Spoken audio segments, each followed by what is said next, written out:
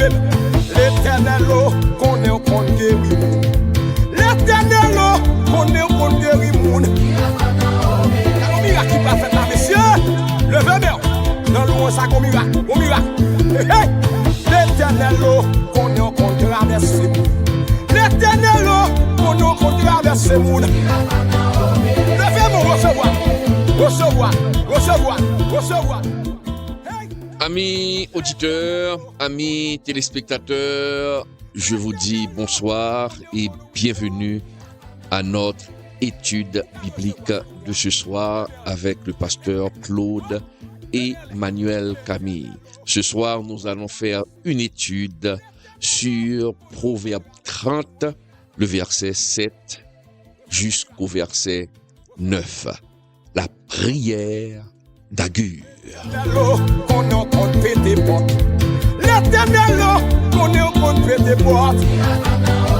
Alléluia.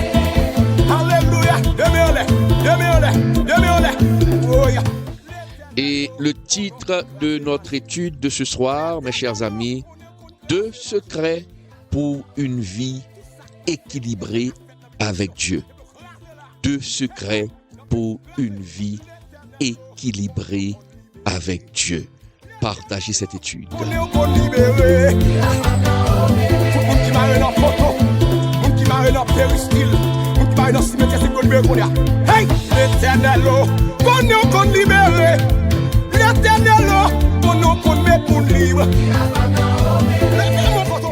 Nous allons observer une petite pause. Je vous reviens tout de suite. Prêt. Pourquoi faut-il soutenir ceux qui prêchent la parole? Savais-tu que la Bible enseigne qu'il faut soutenir ceux qui nous enseignent la parole? Et tu vas voir pourquoi c'est important. Dans Galates 6:6, il est écrit « Que celui à qui l'on enseigne la parole fasse part de tous ses biens à celui qui l'enseigne. » Cela signifie que lorsqu'on reçoit un enseignement spirituel, il est normal d'aider ceux qui nous instruisent. Dans 1 Corinthiens 9:14, Paul rappelle « Le Seigneur a ordonné à ceux qui annoncent l'Évangile de vivre de l'Évangile. Jésus lui-même a prévu que ceux qui consacrent leur vie à prêcher doivent pouvoir en vivre. » À l'époque biblique, les apôtres voyageaient et dépendèrent des dons des croyants pour continuer leur mission. Aujourd'hui, c'est pareil. Pasteurs, évangélistes, créateurs de contenu chrétien. Ils passent du temps à enseigner et ont besoin de soutien pour continuer. Comment appliquer ce principe? En les soutenant par des dons, en priant pour eux, en partageant leur contenu et en les encourageant. Et toi, connais-tu quelqu'un qui enseigne la parole et que tu pourrais bénir aujourd'hui? Amis auditeurs, encore une fois, bienvenue à cette étude biblique. La prière d'Agur. Nous allons nous pencher ce soir sur cette prière, comprendre les profondeurs de cette prière, comprendre la portée de cette prière et comment appliquer cette prière dans notre vie. Comment les chrétiens d'aujourd'hui peuvent appliquer cette prière. La prière d'Agur, c'est une prière faite par un homme sincère. Seuls ceux et celles qui ont un cœur sincère peuvent faire cette prière. Nous allons étudier ce soir cette prière. Quelle est la signification de cette prière? Que voulait dire Agur à travers cette prière adressée à Dieu? Proverbe 30, versets 7 et 9. Proverbe 30, versets 7 et 9. Lisons cette prière, mes chers amis. Je te demande 2 choses, ne me les refuse pas. avant que je meure. Éloigne de moi la fausseté et la parole mensongère. Ne me donne ni pauvreté, ni richesse. Accorde-moi le pain qui m'est nécessaire. De peur que, dans l'abondance, je ne te renie et ne dise qui est l'Éternel, ou que dans la pauvreté, je ne dérobe et ne m'attaque au nom de mon Dieu. Mes chers amis, nous sommes à l'époque de Salomon, environ 900 ans avant Jésus-Christ dans le royaume d'Israël. Mes chers amis, le livre des Proverbes, c'est un trésor, et ce trésor de la Bible hébraïque n'est pas seulement, mes chers amis, une collection de dictons sages. Ce livre, mes chers amis, c'est un guide vivant pour montrer aux chrétiens comment naviguer à travers les tempêtes de la vie. Au chapitre 30, mes chers amis, nous rencontrons un personnage énigmatique, Agur. On parle d'Agur, fils de Jaquet. Qui est Agur? Quel est ce personnage?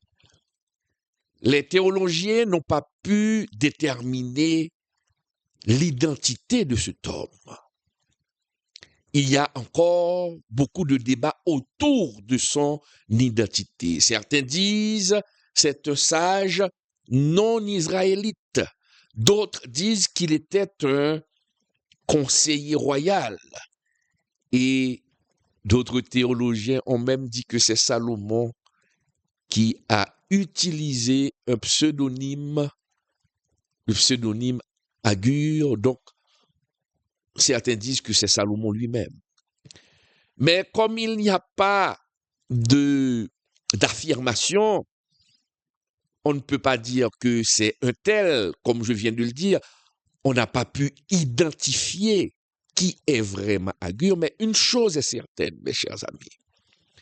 Les paroles d'Agur, inspirées par Dieu, traversent les siècles, transcendent les siècles, mes chers amis. Proverbe 30, nous pouvons le dire, c'est un chapitre unique, rempli d'énigmes et d'observations sur la création. Des fourmis aux aigles, en passant par les mystères de la vie humaine. Mes chers amis, au milieu de ces réflexions, Agur nous offre une prière, mais pas n'importe quelle prière, une prière intime. Pour faire cette prière, il faut avoir une relation étroite avec Dieu. Cette prière est brute, mais c'est une prière profonde. Agur demande, mes chers amis, deux choses essentielles avant de mourir.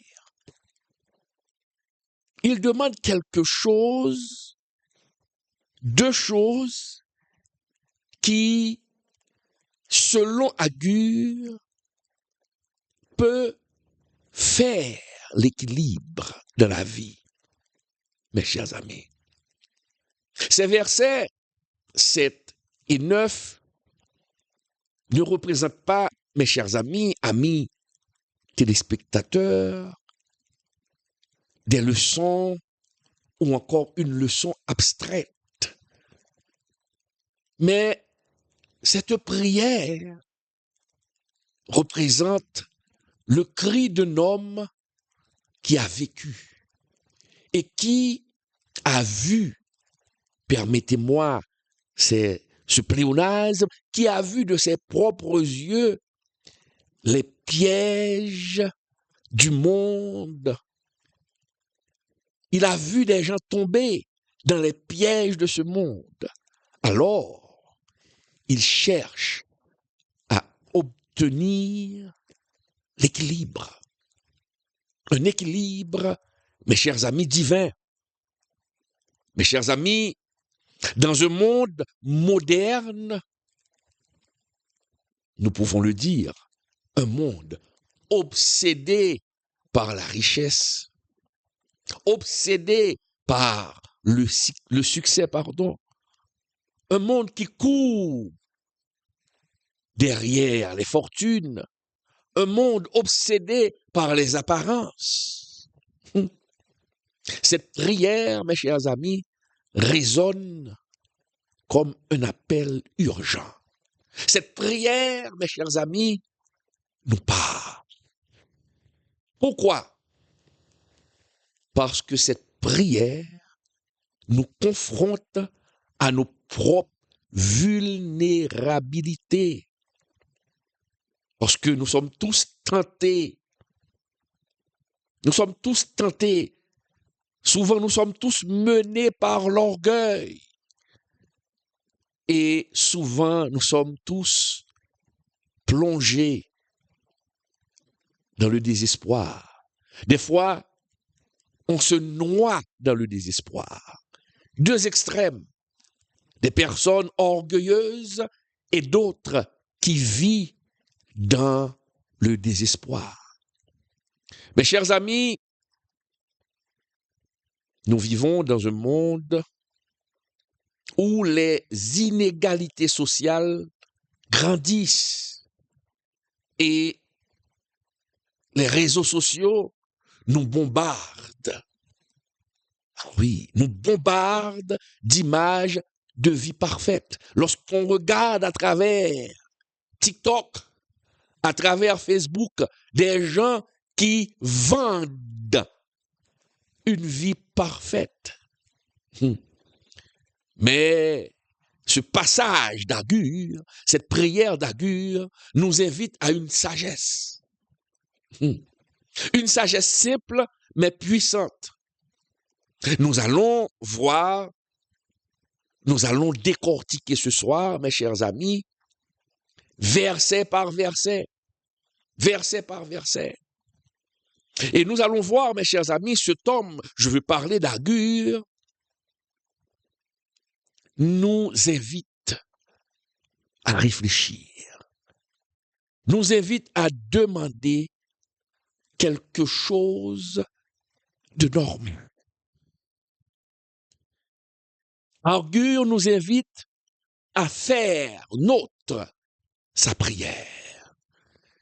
Et c'est une prière, mes chers amis, très audacieuse. Ah oui, c'est une prière très audacieuse. Agur, sûrement, il était là un soir. Il était là en train de réfléchir, assis ou peut-être à genoux, et il a levé les yeux vers son Créateur. Après avoir vu tellement de choses, il a levé les yeux et a fait cette prière. Et regardez les mots qu'il utilise dans cette prière. Ce ne sont pas des mots égoïstes, mes chers amis. Et ce n'est pas un souhait égoïste, mes chers amis. Mais la prière est sincère. C'est une quête d'intégrité. Et Agur se montre comme un homme qui veut l'essentiel. Il s'adresse à Dieu, mais demande à Dieu l'essentiel pour qu'il puisse vivre, mes chers amis. Et il veut démontrer qu'il dépend de Dieu. Une telle prière, seul un homme qui dépend de Dieu peut faire cette prière. Regardons, jetons un coup d'œil sur le premier verset, le verset 7. Le verset 7, regarde ce que dit Agur, mes chers amis, dans le verset 7. Il dit, je te demande deux choses. Je te demande deux choses. Ne me les refuse pas avant que je meure. Je te demande deux choses. Ne me les refuse pas avant que je meure. Mes chers amis, ici l'histoire commence par une urgence palpable. Agur ne prie pas pour des richesses infinies. Il ne prie pas pour que Dieu puisse remplir son portefeuille d'argent, remplir son coffre d'argent. C'est pas une prière où il demande une santé éternelle. Non. Il demande deux choses spécifiques. Agur demande deux choses spécifiques et il dit à Dieu, je veux que tu m'accordes ces choses avant que je meure. Il demande ces deux choses spécifiques, non pas avec arrogance, mes chers amis. Non, parce que Agur dit avant que je meure. C'est parce que Agur a compris que la vie est éphémère. Agur voit que le temps passe vite. Il sent que le sable du temps, mes chers amis, s'écoule entre ses doigts. Il comprend que la vie de l'homme est comme l'herbe. Ça passe rapidement. Mes chers amis, dans le contexte biblique, cette prière rappelle les psaumes de David ou les lamentations de Jérémie, les lamentations de Job. Des cris honnêtes vers Dieu. Des fois, nous traversons des moments difficiles et c'est dans les moments difficiles que nos cris deviennent des cris honnêtes devant Dieu parce qu'on n'a plus de recours. Oui, Agur sait que la vie est éphémère. Donc, du fait que la vie est éphémère, Agur priorise l'essentiel. Mais il priorise deux choses importantes. Deux choses importantes, mes chers amis. Deux pour l'équilibre. Deux choses qui donnent l'équilibre. C'est comme le jour et la nuit qui créent l'équilibre. C'est comme le bien et le mal. Et c'est pourquoi il demande deux choses avant de mourir. Donc, mes chers amis, cette prière, l'introduction de cette prière pose le décor d'une vie alignée, d'une vie soumise à la volonté de Dieu. Donc, Agur était quelqu'un qui se soumettait à la volonté de Dieu. Agur, était comme un voyageur fatigué qui, au crépuscule de sa vie, cela veut dire à la fin de sa vie, distille sa sagesse en une demande concise. Je peux le reprendre d'une manière plus compréhensible. Agur, à la fin de sa vie, détecte deux éléments essentiels. Et il demande ces deux éléments-là à Dieu, mes chers amis. Et c'est pourquoi il dit, je te demande deux choses avant de mourir. Bon, cela ne sous-entend pas que, comme je l'ai dit tout à l'heure, que Agur était sur son lit de mort, non. Mais Agur a sûrement remarqué que la vie est très courte. La vie passe vite. C'est de même, aujourd'hui, on peut demander à Dieu, parce que la vie est courte, les gens meurent rapidement, les nombres d'années sont fixés à 120 ans. Donc, on n'a pas vraiment le temps. Et dès qu'on atteint la cinquantaine, on peut dire qu'on est en train de jouer les prolongations. Est-ce qu'on est là? Donc, lorsqu'on constate que la vie est éphémère, eh bien, il faut demander à Dieu deux choses essentielles. Et c'est ce qu'a fait Agur. Il a demandé deux choses essentielles. Maintenant, regardons le verset 8. Le verset 8 qui dit, mes chers amis, le verset 8 qui dit, rapidement, qui dit, éloigne de moi la fausseté et la parole mensongère.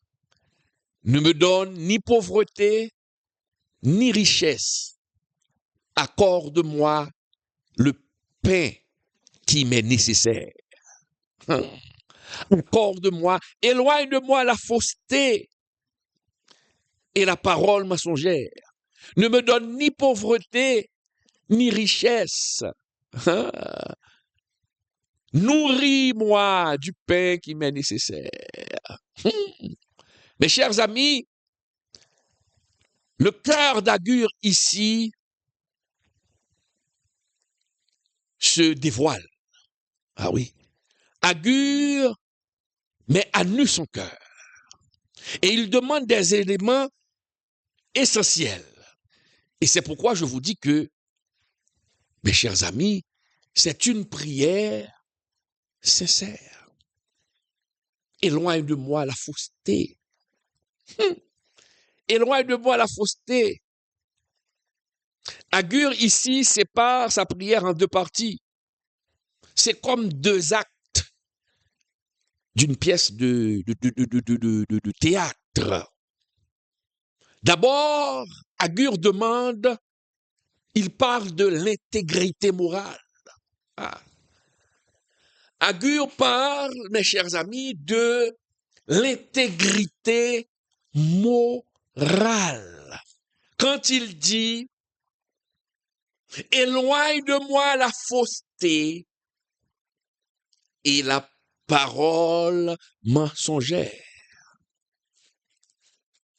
Mes chers amis, dans l'Ancien Testament, la vérité était un pilier de la société. Et quand quelqu'un proférait le mensonge était considéré comme une trahison. Le mensonge était considéré comme de l'idolâtrie ou hypocrisie.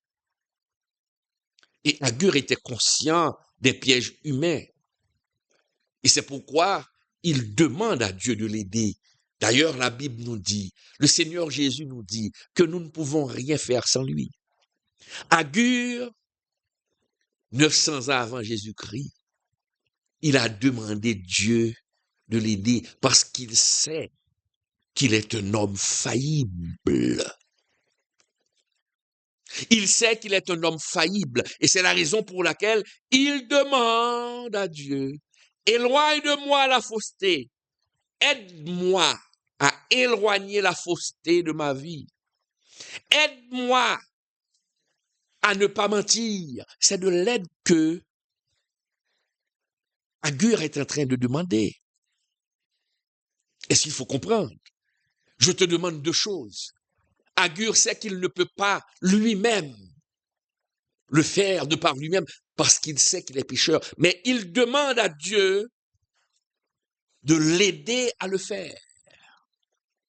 Éloigne de moi la fausseté et la parole mensongère, mes chers amis. Mes chers amis, Agur a reconnu sa faiblesse.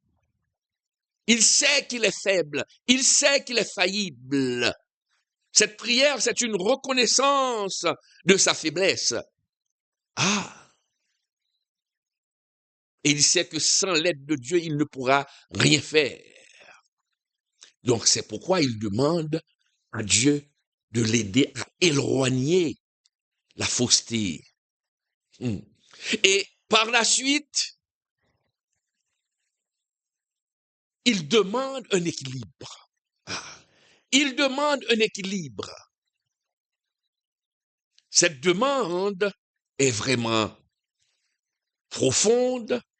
Et aujourd'hui, dans un monde mené par la cupidité, où le matériel prime, il est difficile de faire cette demande. Il est difficile de faire cette demande, surtout avec les enseignements que les faux prophètes font. Regarde cette demande d'Agur. Non seulement il demande à Dieu de ne pas le laisser sombrer dans le mensonge, mais il demande à Dieu un équilibre matériel en disant « Ne me donne ni pauvreté ni richesse. Nourris-moi du pain qui m'est nécessaire. » Aïe, aïe, aïe, quelle audace! Ne me donne ni pauvreté ni richesse. Accorde-moi le pain qui m'est nécessaire. Ou encore, nourris-moi du pain qui m'est nécessaire. Il faut comprendre que Agur refuse l'extrême. Il refuse les extrêmes, mes chers amis.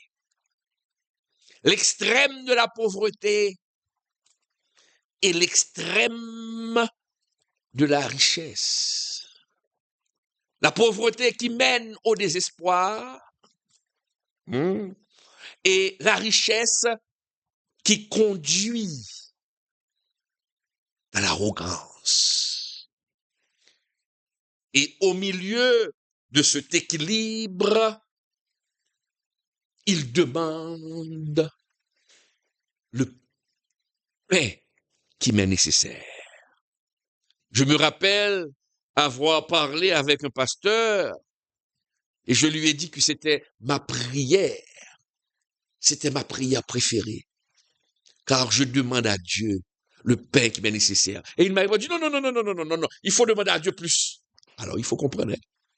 Non, il faut demander à Dieu plus. Donc pour lui, cette prière n'est pas de mise. Il faut demander à Dieu plus pour qu'on puisse partager. Vous voyez, le cœur de la cupidité. Il se crée une excuse pour devenir cupide. Ah non, il faut demander à Dieu beaucoup plus pour pouvoir aider. Mais lorsqu'on a le pain nécessaire, on peut aussi aider. Le pain nécessaire ne veut pas dire vivre dans la mendicité. Non.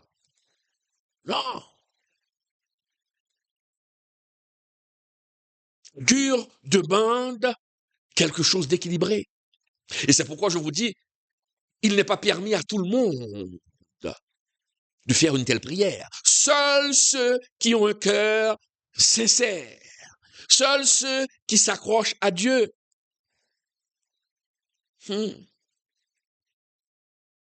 Cette demande, mes chers amis, c'est un écho au manne quotidien dans le désert qu'on en trouve dans Exode 16. Au pain quotidien de notre Père. Donne-nous aujourd'hui notre pain quotidien que l'on retrouve dans Matthieu 6, verset 11. C'est ça. Demander à Dieu le pain qui m'est nécessaire. Et comme je le dis, mes chers amis, pour faire cette demande, il faut avoir une bonne relation avec le Seigneur, développer une bonne relation avec le Seigneur, mes chers amis. Donc, ici, Agur donne une leçon ou dresse un tableau entre la prospérité exagérée et la prospérité modérée.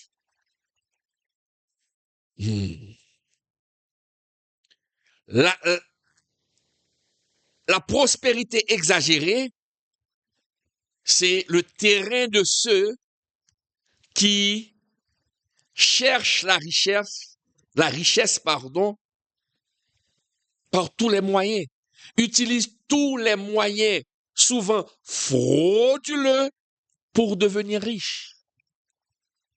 La richesse, la recherche de la richesse exagérée pousse des hommes de Dieu à falsifier, à édulcorer, à maquiller, à dénaturer la parole de Dieu pour un gain sordide, la prospérité exagérée nous conduit vers le mal.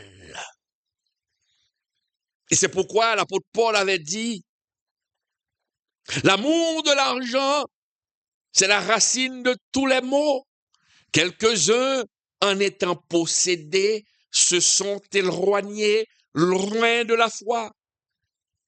Lorsqu'on est atteint du virus de la prospérité exagérée, on peut tout faire. On peut tout faire. Mais ici, Agur nous appelle à demander à Dieu la prospérité modérée. La prospérité modérée, c'est quand on se contente de ce qu'on a et on donne à Dieu la louange. Ne pas chercher comme des fous la richesse. Mais de se contenter de ce qu'on a et de dépendre de la provision divine jour après jour. C'est ça. Dépendre de Dieu, la prospérité modérée ne veut pas dire vivre dans la misère, non.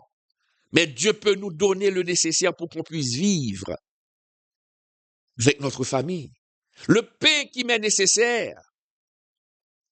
Avoir une voiture fait partie du pain qui m'est nécessaire. Avoir un toit, une maison, fait partie du pain qui m'est nécessaire. Travailler décemment, avoir un business, fait partie du pain qui m'est nécessaire.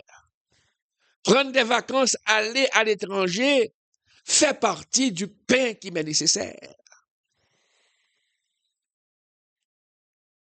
Une vie modérée. Et si c'est la volonté de Dieu de vous bénir, de faire de vous des milliardaires pour faire avancer son œuvre, gloire à Dieu.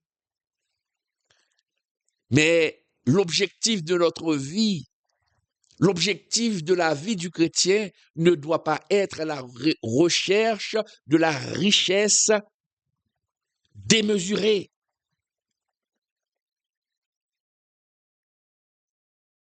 C'est ça. Bon, il faut comprendre cette prière d'Agur, mes chers amis. Parce que Agur nous dit ici, dans cette parole, ok, soyons sages et demandons à Dieu le pain qui nous est nécessaire sans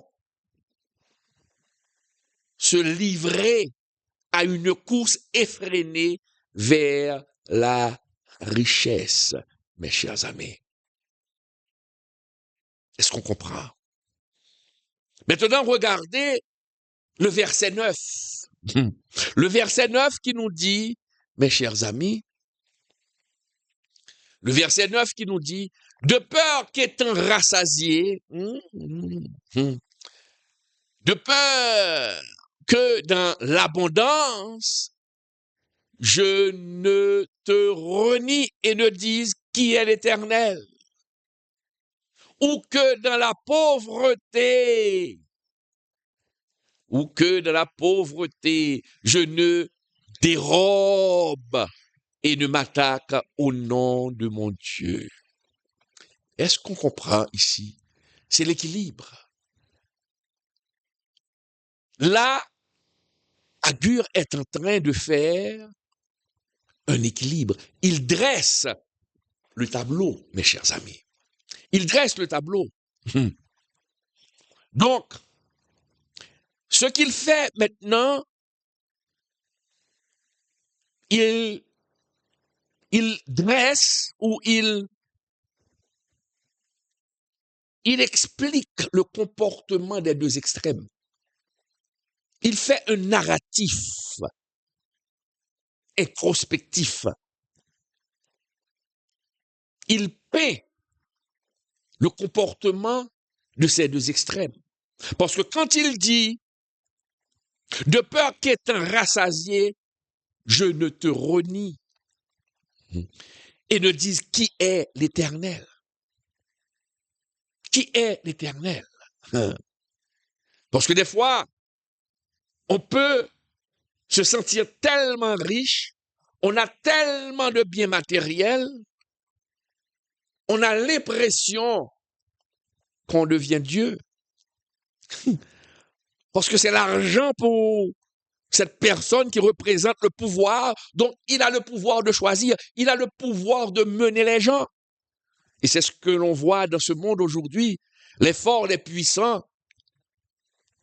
Je veux et je fais. Je veux et j'exige. Pourquoi? Parce qu'ils ont de l'argent. Donc ils se prennent. Ces hommes-là se prennent pour Dieu. Parce qu'ils sont rassasiés. Et ils peuvent même dire qui est l'Éternel parce que je suis Dieu sur terre. Et c'est ce qui arrive aujourd'hui. C'est une question de rhétorique. Et qui est l'Éternel? Cela évoque aussi, cela peut nous montrer le comportement des puissants aujourd'hui. Regardez, aujourd'hui les Américains sous l'administration de Trump. Les États-Unis d'Amérique sous l'administration de Trump. Les États-Unis, c'est un pays prospère. Et celui qui est à la tête de ce pays, M. Trump, c'est un milliardaire. Il peut se considérer pour Dieu. Il dit, je veux et je peux. Il a l'armée, il a l'argent. Regardez comment il a envahi un pays et a capturé un président et tout le monde se tait. On comprend. Donc, lorsqu'on a l'argent, et c'est ce qu'Agur est en train de dépeindre. Lorsqu'on a l'argent, lorsqu'on a la puissance, on se considère pour Dieu. On ne prend plus de conseils. On considère même nos relations. Les gens qui nous entourent, on les considère comme des serviteurs serviles. On ne prend plus de conseils, car c'est l'argent qui représente notre Dieu. Certains serviteurs de Dieu qui ont été bénis par Dieu au cours de leur vie, ils n'ont même pas écouté Dieu. Quand Dieu les a rassasiés, quand Dieu les a bénis, ils ont oublié Dieu. Et c'est ce que nous lisons dans Deutéronome 8. Ils ont oublié Dieu parce qu'ils étaient rassasiés. Mais je connais beaucoup d'entre eux qui ont mal terminé leur course. Et c'est pourquoi Agur, il a vu Peut-être Agur a vu la fin de Salomon.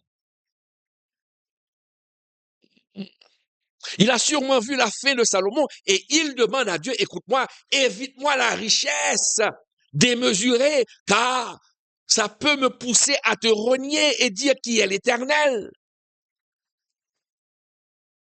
Est-ce qu'on comprend? Agur comprend.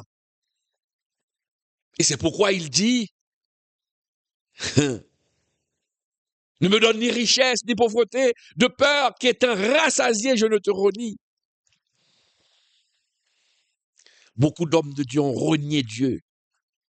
Beaucoup d'hommes de Dieu ont laissé le chemin parce que Dieu les a bénis. Ils ont oublié dans la boue où Dieu les avait tirés. Et c'est ce que demande Agur. La richesse, mes chers amis, peut créer une illusion d'autosuffisance. Une illusion. L'argent peut nous donner que nous sommes maîtres de nous-mêmes. Mais c'est pourquoi je dis c'est une illusion. C'est un mirage. C'est un rêve. Car l'argent ne peut pas tout résoudre. On peut même prendre l'exemple de Steve Jobs, qui est mort milliardaire à 53 ans. Il aurait donné peut-être la moitié de sa fortune pour qu'il ait la vie, mais non. Mais non. L'argent nous donne une illusion d'autosuffisance. Et quand on se croit autosuffisant à cause de l'argent que nous avons, la maladie peut venir pour venir nous réveiller de notre rêve. Et la richesse démesurée peut transformer le cœur en pierre. Le cœur en pierre. Donc, et c'est pourquoi Agur dit, ne me donne pas la richesse démesurée de peur que je ne te renie. Mais il dit aussi, ou qu'étant pauvre, je ne dérobe. Ne me donne pas la pauvreté. Ça, c'est l'inverse. Ne me donne pas la pauvreté. Car quand on est dépourvu de tout, c'est une prière équilibrée. Hein? Quand on est dépourvu de tout, quand on n'a rien et qu'on est en train de coller les bouts pour pouvoir survivre, dans certaines situations, ça peut nous pousser à voler. Ça peut nous pousser à voler. Ici, dans la pauvreté, ça peut nous pousser à commettre des choses ignobles par nécessité. Des fois, si on a un enfant, je me rappelle avoir vu un film où le père, j'ai oublié le nom de ce film, et je crois que c'est Denzel Washington qui était l'acteur de ce film, où son enfant devait être opéré. Son enfant devait être opéré, mais il n'avait pas l'argent. Et du fait qu'il n'avait pas l'argent, et l'enfant était à l'hôpital, il est allé casser une banque, quelque chose comme ça. Je ne me rappelle pas du film, mais je me rappelle avoir vu un film pareil. Il est allé voler pour trouver de l'argent pour qu'on puisse opérer son fils. Voilà ce que peut faire la pauvreté extrême. La pauvreté extrême peut nous pousser à faire des choses ignobles. Eh bien, regarde ce que dit Agur. Ne me donne pas la pauvreté, de peur que je ne vole et ne porte atteinte au nom de Dieu. En tant que chrétien, on doit dire ça. Seigneur, évite-moi. Donne-moi le pain qui m'est nécessaire. Un verre d'eau. Donne-moi le pain qui m'est nécessaire. pour que je n'aille pas voler, pour nourrir mes enfants, pour que je n'aille pas de la corruption, pour nourrir mes enfants. Donne-moi le pain qui m'est nécessaire. Ça, c'est une prière sincère. Ça, c'est une prière sincère. Dans une société, mes chers amis, nous vivons dans une société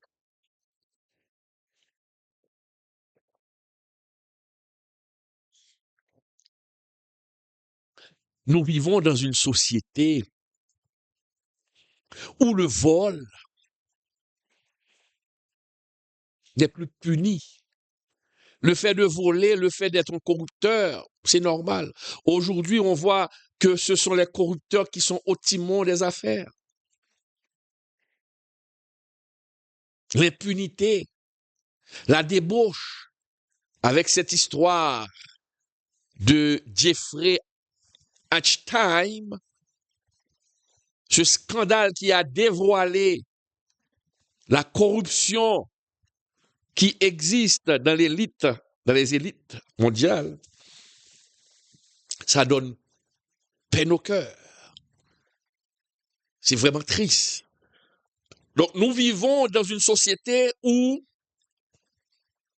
il est permis de faire le mal.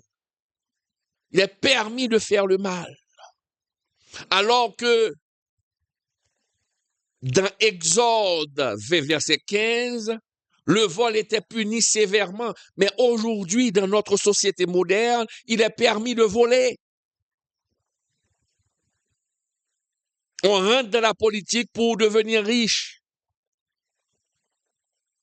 Vous comprenez? C'est ça. Mais si on a le pain qui nous est nécessaire, si Dieu nous nourrit, si Dieu prend soin de nous, même si on occupe une place d'autorité, une place au gouvernement, nous allons nous contenter de ce que nous avons et faire notre travail de manière digne et honnête.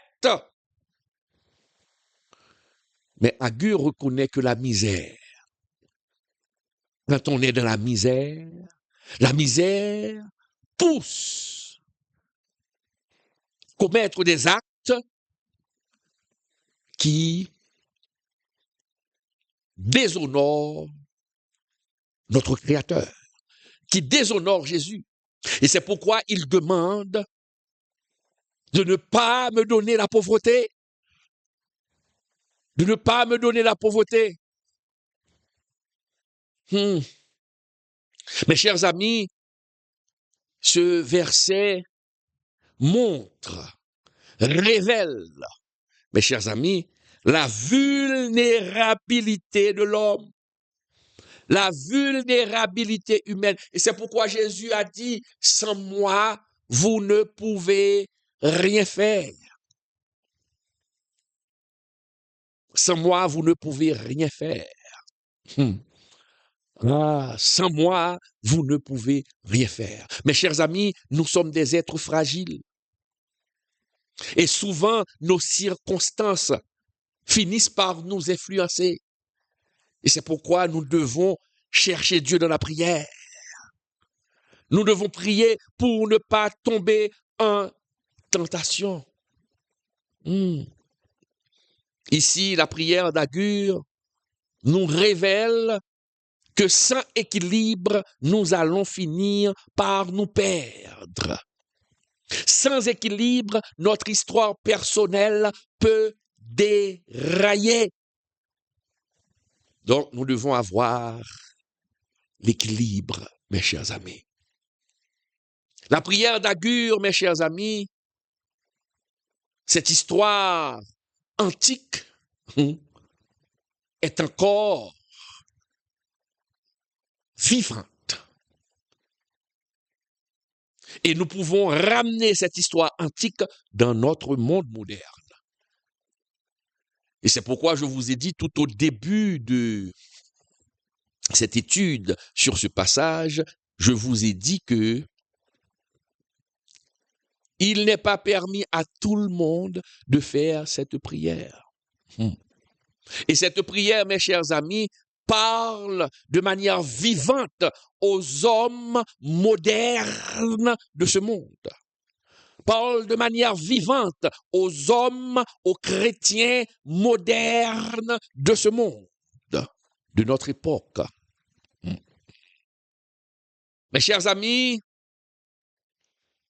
la prière d'Agur n'est pas pour les chrétiens d'aujourd'hui, n'est pas une relique. Cette prière est un manuel vivant pour une foi authentique. Oui, la prière d'Agur, c'est un manuel vivant pour une foi authentique. Et nous devons appliquer cette prière concrètement dans notre vie. Nous devons nous présenter devant Dieu pour prier, pour dire à Dieu, donne-moi le pain qui m'est nécessaire, pour dire à Dieu, éloigne de moi la fausseté et la parole mensongère. Aujourd'hui, dans nos églises, il y a tellement de mensonges. Quand on veut détruire un frère, on monte un dossier, on crée une histoire sur le dos du frère pour se débarrasser du frère. Lorsqu'on veut se débarrasser d'une personne qui pratique la vérité, on crée tout un dossier. Des chrétiens, des hommes de Dieu inventent des histoires pour détruire un autre qui proclame la vérité. La prière d'Agur interpelle ces gens-là. Parce que nous vivons dans un monde de fausseté. Et c'est pourquoi Agur a dit, éloigne de moi la fausseté. Nous vivons dans un monde aujourd'hui, mes chers amis, où l'intégrité n'existe plus. Nous vivons dans un monde, nous vivons dans une ère des fake news. Des fake news. Nous vivons à l'époque des réseaux sociaux. Et aujourd'hui, le mensonge va comme une traînée de poudre. Le mensonge marche très vite. Le mensonge circule très vite sur les réseaux sociaux. Et qui pratiquent le mensonge, des hommes et même des chrétiens participent à ces genres de vulgarisation du mensonge. Mais regardez la prière d'Agur. Éloigne de moi la fausseté et la parole mensongère. Mes chers amis, en tant que chrétiens, la prière d'Agur, quand il dit « Éloigne de moi la parole mensongère, la fausseté », nous devons éviter les exagérations. Dans notre travail, on ne doit pas mentir pour détruire l'autre, pour avoir une position. Nous ne devons pas le faire. À l'église, nous ne devons pas chercher où l'autre peut tomber. Guetter ce que fait l'autre pour aller dire au pasteur, « Ah, il a péché, on doit l'éliminer. » Et c'est ce qui se fait aujourd'hui. Éloigne de moi la parole mensongère et la fausseté.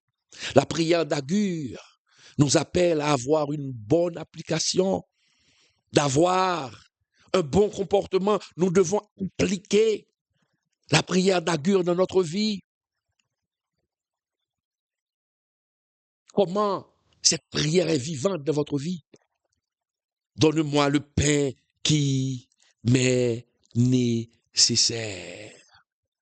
La prière d'Agur nous invite aussi à l'équilibre. Aujourd'hui, les versets 8 et 9, cette prière nous invite à être modérés. Des fois, il faut fermer nos oreilles aux prédications, aux sermons qui ne mettent l'accent que sur la richesse.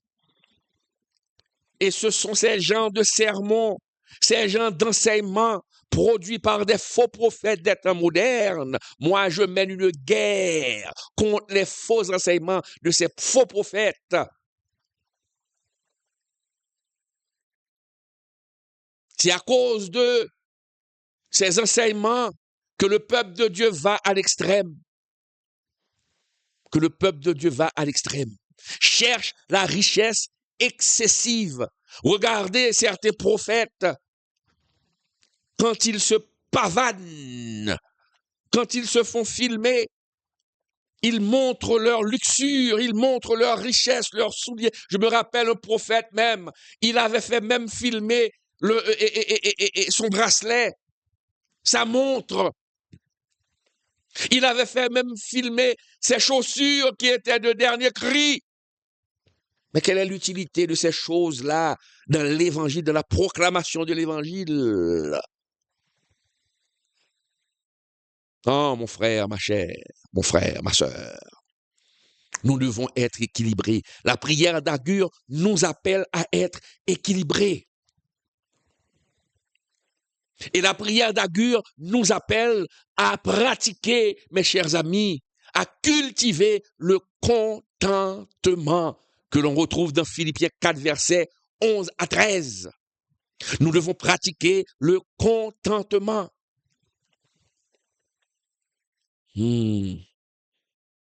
Évaluer nos finances. Gérer bien ce que Dieu te donne. Donnez à l'Église ce que vous devez donner. Aidez votre communauté et Dieu continuera à vous bénir. Mais ne recherchez pas comme des fous. Comme des fous. La richesse. La richesse, mes chers amis. De même, mes chers amis, nous devons demander à Dieu de éloigner de nous la pauvreté. Car la pauvreté peut nous conduire à la richesse et au vol. La pauvreté peut nous conduire au désespoir. La pauvreté peut nous pousser à faire des choses que nous ne devrions pas faire. Et c'est pourquoi nous devons demander à Dieu, éloigne de moi la pauvreté, mais donne-moi le pain qui m'est nécessaire. Donne-moi le pain qui m'est nécessaire. Mes chers amis, globalement, la prière d'Agur nous appelle à une dépendance quotidienne sur Dieu, comme Jésus l'a enseigné. Comme Jésus l'a enseigné. Comme Jésus l'a enseigné. Mes chers amis, chers téléspectateurs, je vous invite à faire de cette prière la vôtre, la prière d'Agur. Intégrez cette prière dans votre routine. Lisez-la, répétez-la chaque matin et notez-la dans un journal. Demandez à Dieu de vous donner le pain qui vous est nécessaire pour être équilibré. Et dans la souveraineté de Dieu, s'il veut faire de vous un milliardaire, il le fera. Mais Dieu ne fera jamais de tout le monde des milliardaires. Mais Dieu donnera à ses serviteurs le pain qui lui est nécessaire. Dans un monde de consommation, nous vivons dans un monde de consommation. Nous vivons dans un monde où la recherche de la richesse exagérée devient un objectif à atteindre, mes chers amis. Agur nous laisse avec cette prière. Et sincèrement, ce soir, mes chers amis, à travers cette étude, nous devons demander à Dieu de nous aider à avoir une vie équilibrée. Et ce soir, après cette étude, mes chers amis, tu dois demander à Dieu Seigneur, donne-moi le pain qui m'est nécessaire. Ne me donne ni richesse, ni pauvreté, de peur que dans la richesse, je ne te renie, et dans la pauvreté, je vole. Donne-moi le pain qui m'est nécessaire. Et je le répète, le pain qui nous est nécessaire. Le pain qui est nécessaire. La maison dont nous rêvons, c'est le pain qui nous est nécessaire. La voiture, c'est le pain qui nous est nécessaire. Le voyage, c'est le pain. Voyager, cela peut permettre à une personne de s'épanouir, de voir d'autres gens, d'autres pays. C'est le pain. Mais lorsqu'on poursuit la richesse exagérée, on ne se contente même pas de la voiture que Dieu nous a donnée, mais nous voulons avoir 25 voitures, 30 voitures dans la cour de notre maison. Non. Si c'est la volonté de Dieu, d'accord, mais nous ne devons pas poursuivre cet objectif, faire de cet objectif le point central de notre vie. Non.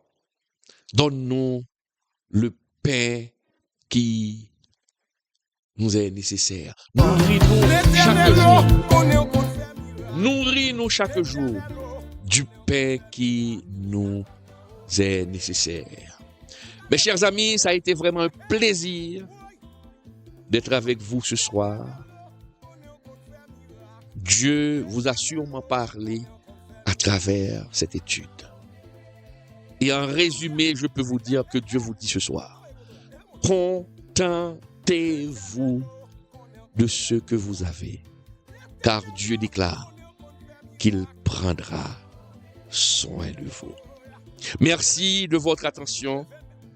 Merci de votre fidélité à cette étude et merci de votre soutien. Que Dieu vous bénisse et je vous dis à la prochaine pour une prochaine étude biblique avec le pasteur Claude Emmanuel Camé. Bye bye.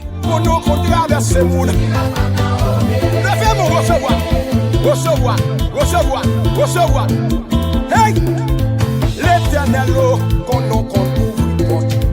L'éternel, qu'on nous porte. Pourquoi faut-il soutenir ceux qui prêchent la parole? Savais-tu que la Bible enseigne qu'il faut soutenir ceux qui nous enseignent la parole?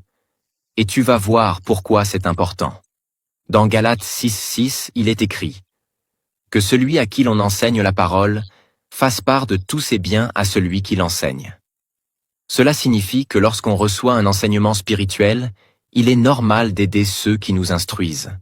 Dans 1 Corinthiens 9:14, Paul rappelle « Le Seigneur a ordonné à ceux qui annoncent l'Évangile de vivre de l'Évangile.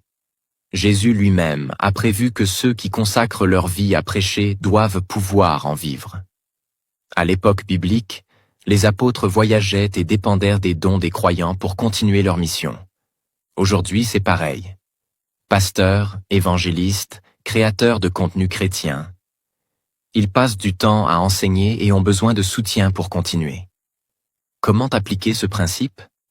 En les soutenant par des dons, en priant pour eux, en partageant leur contenu et en les encourageant. Et toi, connais-tu quelqu'un qui enseigne la parole et que tu pourrais bénir aujourd'hui? L'éternel, qu'on est qu'on fait miracle. L'éternel, qu'on est qu'on fait miracle. Miracle qu'on a opéré. Vous gardez le codoya. Oui. L'éternel, qu'on est qu'on fait miracle. L'éternel, qu'on est qu'on fait miracle. Alléluia. L'éternel, qu'on est qu'on fait miracle. L'éternel, qu'on est qu'on fait miracle. Alléluia. Levez-moi. L'éternel, qu'on est qu'on guérit.